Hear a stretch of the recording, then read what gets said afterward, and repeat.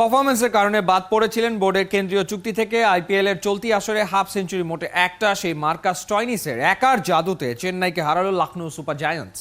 Century করে দলকে জিতিয়ে বললেন আসছে টি-20 বিশ্বকাপে খেলতে চান এই Aussie allrounder. Kohinoor Konar report. Mahendra Singh Dhoni captain হয়ে যা পারেননি গেল 14 বছরে, তাই করে দেখালেন ইয়েলো আর্মিদের নয়া কাপ্তান।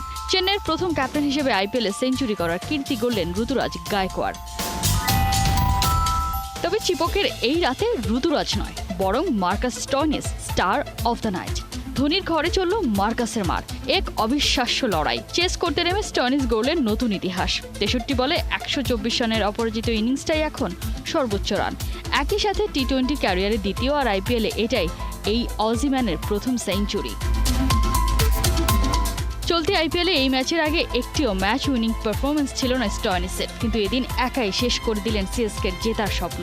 ঘরের মাটিতে চেন্নাই দেখল প্রথম হার। 5 দিনের ব্যবধানে ঘরে বাইরে ধোনির দলকে 2 দফা হারালো লখনৌ সুপার জায়ান্টস। চেন্নাইকে টপকে প্লে অফের রেসে টুর্নামেন্টের এই জায়ান্ট কিলার। অথচ আন্তর্জাতিক ক্যারিয়ারের সময়টা খুব একটা ভালো যাচ্ছিল না স্টয়নিসের। বিশ্বকাপের বছরে বাদ পড়েন কেন্দ্রীয় চুক্তি থেকে। স্টয়নিসের চেয়ে ক্যামেরন গ্রিন এগিয়েছিল স্কোয়াডের জায়গা পাওয়ার দৌড়ে। এমন পরিস্থিতিতেও হাল ছাড়েননি, কারণ জানতেন সুযোগ আসবেই, আর আসলে তা লুফে নিতে হবে। করলেন ঠিক তাই। ম্যাচ উইনিং সেঞ্চুরি করে অজি বোর্ডকে মনে করিয়ে দিলেন এই অলরাউন্ডারের নাম। জানিয়ে দিলেন টি-20 বিশ্বকাপে স্টয়নিসও খেলতে চান। চুক্তি থাকবে চুক্তির জায়গায়, সেটা না থাকলে কি দেশের হয়ে খেলা যাবে না? টি-20 বিশ্বকাপ খেলার জন্য আমি মুখিয়ে রয়েছি।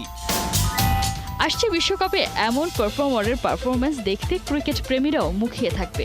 তবে চিপক স্টেডিয়ামে স্টয়নিসকে দেখে আবারও জেগেছে সে পুরনো প্রশ্ন। প্রতিপক্ষের মাঠে নেমে তাদেরকে সাইলেন্ট করে দেয়া কি অজিদের ডিএনএতেই থাকে? কোহিনুর কণা, 71।